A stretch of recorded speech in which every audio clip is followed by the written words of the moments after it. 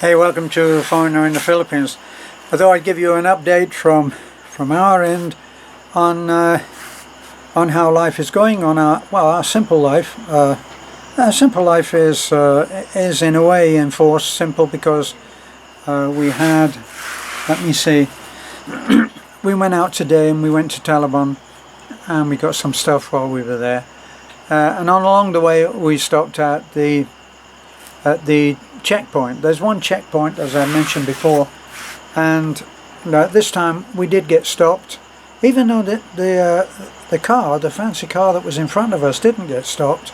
We were in the blue, and blue truck is a little bit scruffy, so they stopped us and they handed us a leaflet. Do we have that leaflet, honey? Do you have it there? Yeah. We were given a leaflet that said, let me see, have I got my glasses here?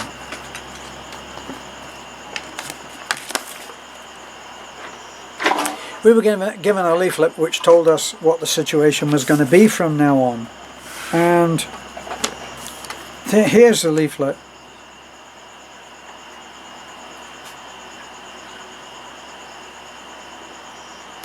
See, so what are we looking at? Curfew, province-wide.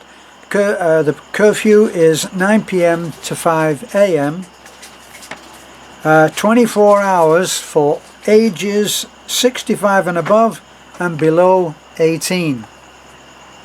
So, strictly speaking, I'm supposed to be in the house all the time.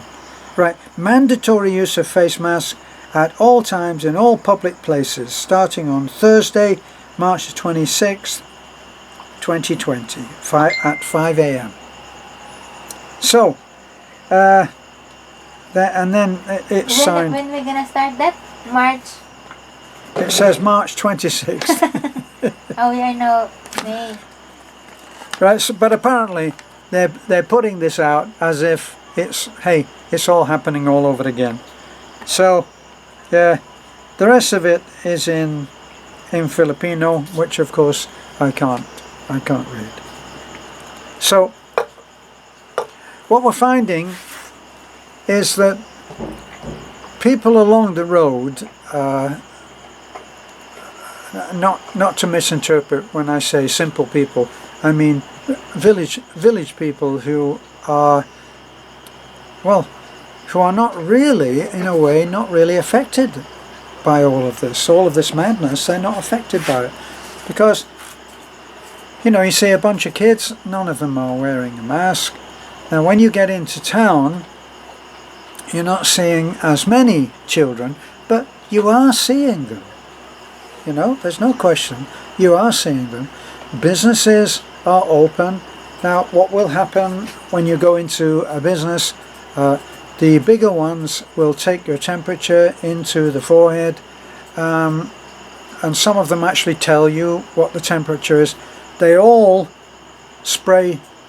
give you a spray with the hands to sanitize your hands.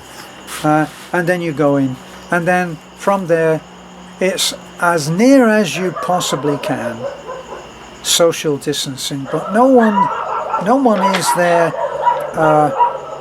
saying, no one's telling you on all of this, so no one is doing that. So it's fairly laid back.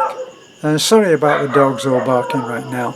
Not much I can do about that. We have a situation now where we have a number of dogs, and about 3 or 4 of them are females in heat, and the rest of them are all vying for some quality time with those females and fighting amongst themselves. Often with quite a lot of physical injuries for some of the dogs, which that's life as a farm dog.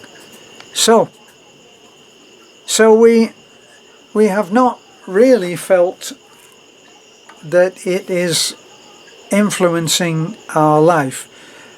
Only once did anybody ever ask me my age, and I told her I was 25, she didn't know what to do with that, and I walked through and into Alturas.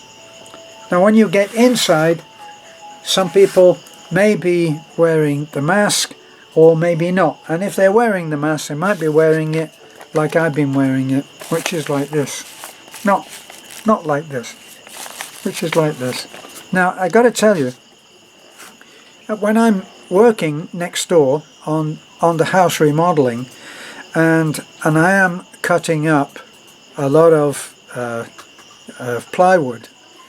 That's mostly what I've been working on, and so if I'm cutting anything it will be plywood, and it will have dust.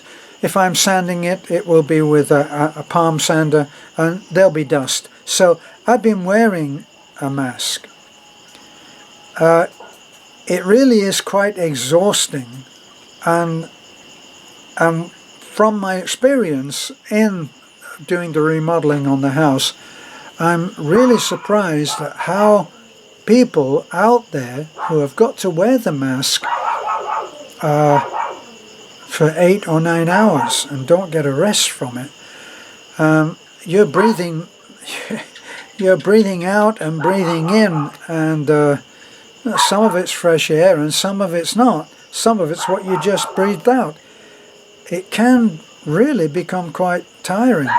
So it's not something that I would do unless I actually had to do it.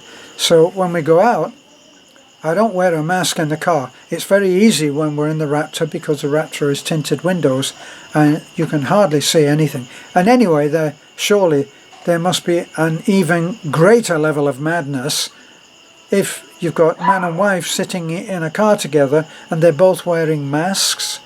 For what? Now, Beth is still religious on this. I'm not, and I only wear it when I absolutely have to. And I don't, once we get into Taliban, I don't see anybody other than the security guards at the various places like the bank. The bank, there's 2 security guards.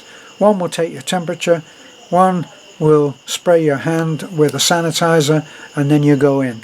Now, if you try to go into, as Beth did the other week, if you try to go into Alturas, as you enter the escalator, there's a guard there, and there are some seats close to the escalator where people are sitting, and we found out why. Because when Beth went, her temperature was a degree over what it was supposed to be. So he wouldn't let her in. Now, which was a little bit awkward because I'd already gone up the escalator. And when I turn, and she's down there, and she's sitting in a chair. And I'm saying, what?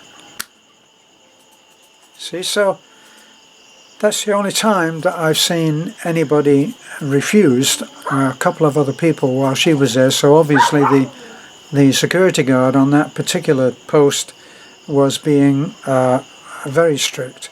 Now, I had to go all the way round again because they only had the going up escalator working.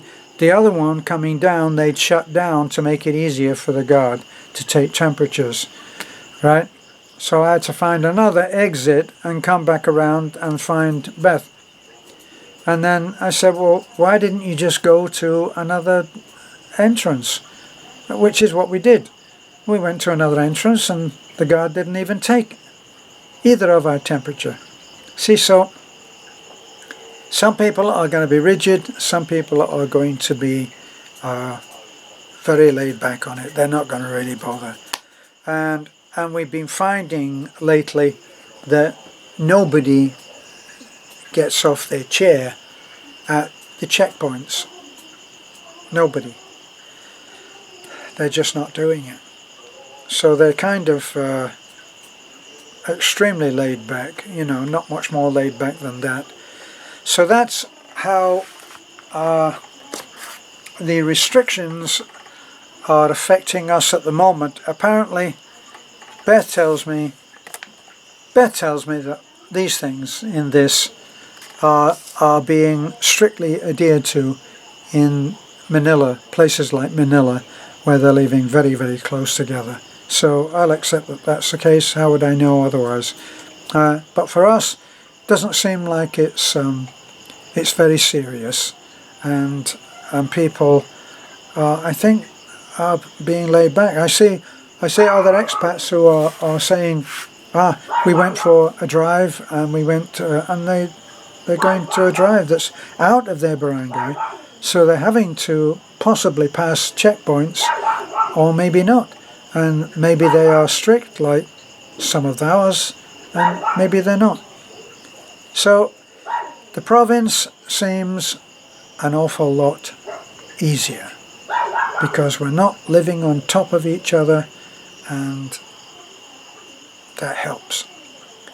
Okay, thanks for watching in. This is A Foreigner in the Philippines, and bye for now.